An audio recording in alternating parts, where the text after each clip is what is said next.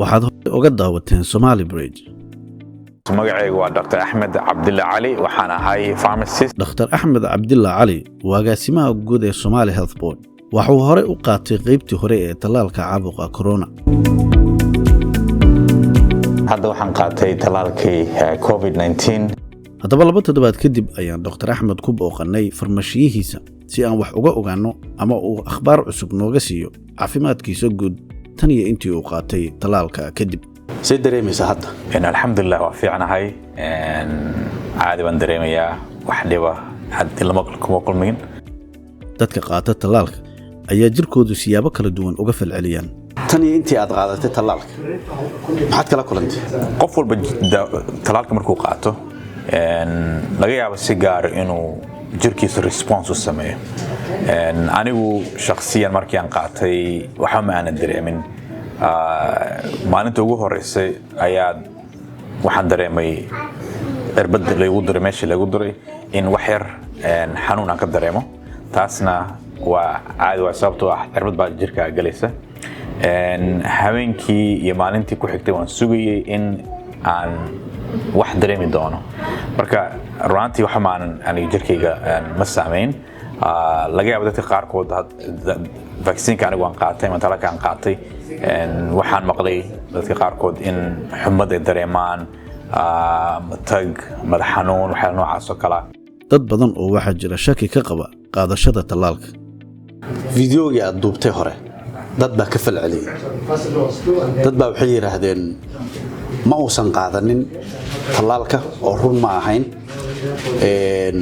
isla markaana waxa propaganda video loo duubayo hay'adaha tallaalka inkastoo annaguna aan xaadir ahayn oo goobjoog u ahayn markii adiga lagu duray haddaba maxaad dadkaas ku dheelay anagu waqti kuma luminayno anigoo waqtigeega muhiim u yahay dad bukaan ah aan caawin karo community-ga bulshadii wax wanaagsan aan u qaban karo in aan waxyaalo aan jirin iyo video macna darra aan iska soo duubo uma aan qaadan tallaalka si qof kale uu arko ama uu daawado tallaalka waxaan u qaatay in aan ku badbaadiyo nafsadeeda in aan sidoo kale ku badbaadiyo dadka aan la kulmo maadaama aan bulshada caafimaad ka mid ahay intaasoo 100 qof maalintii aan la kulmo markii aad fiirisid hadeertaan ugu horeyntii markuu coronavirus bilaabanay dad badan ayaa waxay aaminsanaayeen inuu cudurkaan soo jirinba uu yahay wax la sameeyay ama dad gaar uu saameynayo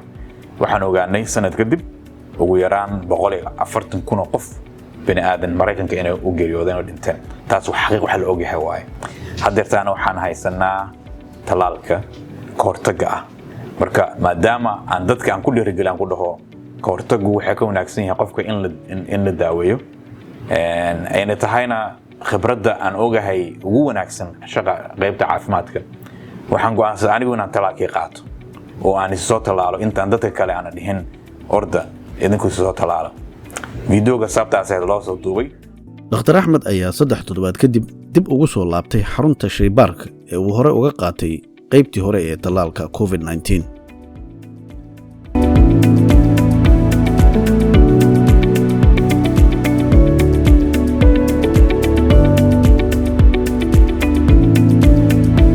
We are going to ask that you hang around for 15 minutes after your dose just so we can monitor you.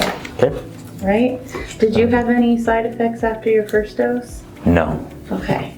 We are having people report more flu-like symptoms after this second dose, typically starting the day after and lasting for a day or two. okay Just like to let people know so that if they experience it, they know what it's most likely from. For any of the vaccines that are 2-dose, you need to get the same. So you're getting the Pfizer vaccine again today. there you go awesome All right, we're going to do your left arm there. Go ahead and keep it nice and relaxed.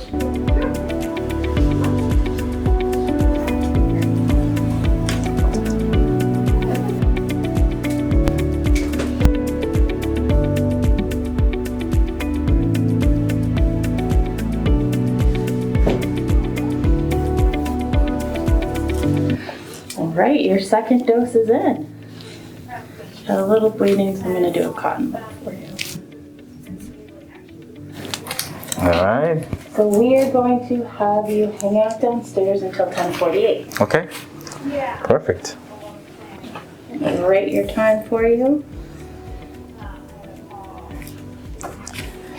You're Awesome. good to go. Thanks for Thank coming. you. All right. waxaa kuu dhammaaday qaadashada tallaalka qaybtii labaad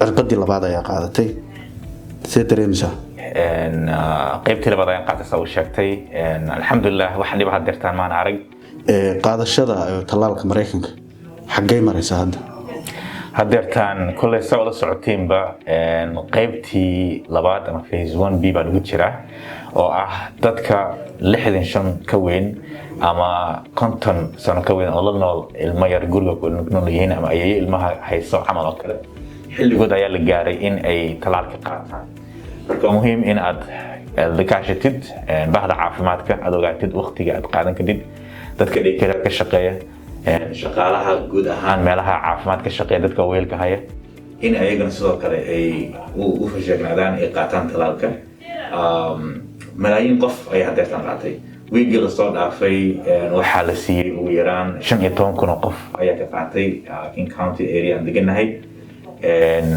marka waad u jeediin hawshu meesha ay marayso wax dhiba maana arag inta bulshada hadda qaatay oo dadkii ugu farbadnaa ay u badan yihiin waxaan dhihi lahaa ka faa'iidaysta farmashiga aad imaanaysiin ama dhakhaatiirta ama bulsho meelaha ka qaadanaysiin waa idin soo gudbinaynaa muuqaalka laftigiisa ugu dambayn waxaan weydiinay kaarka tallaalka miyaa lagu qasbayaa qofka haddii uu doono in uu safro ama uu raaco diyaaradaha But will this be required for them maybe travel to As of right now, no, we're not expecting that it is, but I do suggest keeping it in your Yeah. vaccine along with your vaccine records, right? just so you have it in case you ever need it, switch doctors or so forth.